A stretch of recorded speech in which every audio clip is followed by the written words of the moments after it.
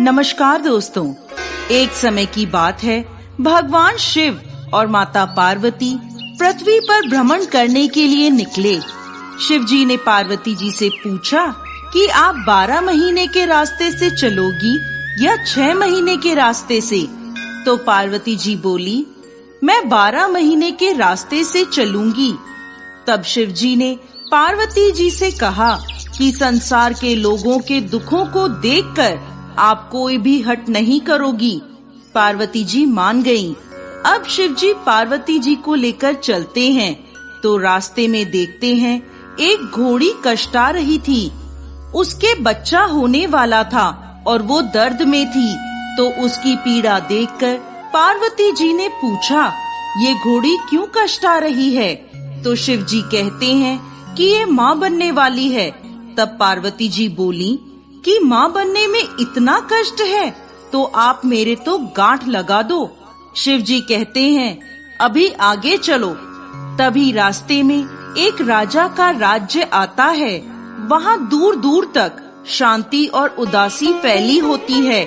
वो उदासी देखकर पार्वती जी पूछती हैं कि यहाँ सब उदास और शांत क्यों हैं? तब गांव के लोग कहते हैं, हमारे नगर की रानी माँ बनने वाली है और कष्ट में है, इसीलिए हमारे गांव में उदासी छाई है। तब पार्वती जी फिर शिव जी से कहती हैं कि माँ बनने में इतना कष्ट है तो आप मेरे गांठ लगा दो। वो शिव जी के पीछे पड़ जाती हैं, पर शिव जी उन्हें ये कहकर आगे बढ़ जाते हैं कि यदि एक बार गांठ लग गई तो दोबारा नहीं खुल सकती। अब जब वो आगे बढ़ते हैं तो देखते हैं कि रास्ते में एक गाय कष्टा रही थी। उसकी पीड़ा देखकर पार्वती जी फिर बोली, माँ बनने में इतना कष्ट है तो आप मेरे तो गांठ ही लगा दो।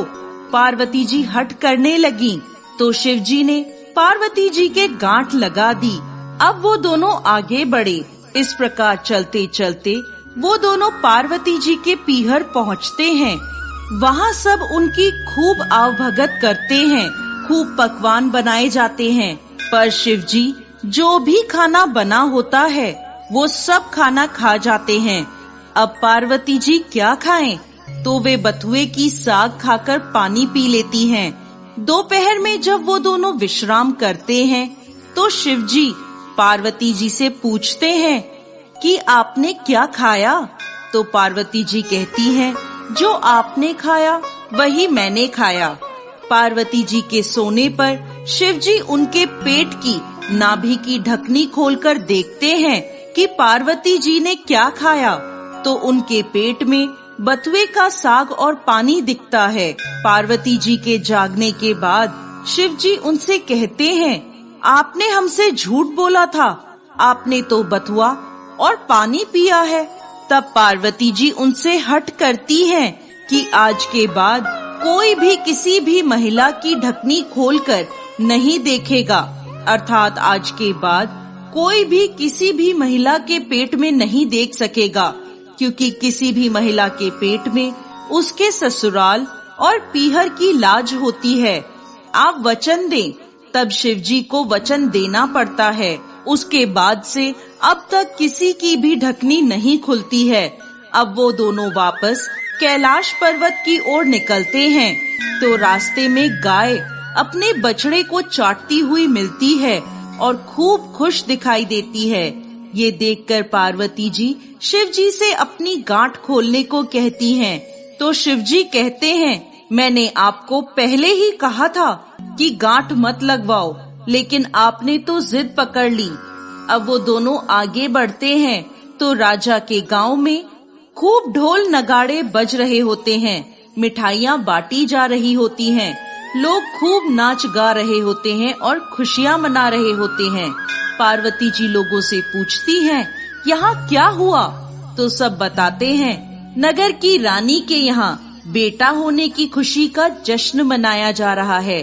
इसी तरह वो आगे चलते हैं तो उन्हें घोड़ी भी अपने बच्चे के साथ खूब खुश दिखाई देती है। ये देखकर पार्वती जी फिर शिव जी से गांठ खोलने की जिद करने लगती हैं। तो शिव जी कहते हैं, मैंने आपसे पहले ही कहा था गांठ मत लगवाओ। यहाँ मृत्यु लोक में हर चीज आपको लुभाएगी, परंतु आप नहीं मानी, आपने जिद पकड़ ली। पार्वती जी के फिर हट करने पर शिव जी पार्वती जी की गांठ खोल देते हैं और वो दोनों कैलाश पर्वत पहुंच जाते हैं। हे भगवान शंकर, जैसे पहले माता पार्वती के गांठ लगाई, किसी पर भी गांठ मत लगाना, और जैसे बाद में पार्वती जी की गांठ खुली, वैसे इस कहानी को कहते, सुनते और हुंकार भरते सभी को अमर सुहाग देना।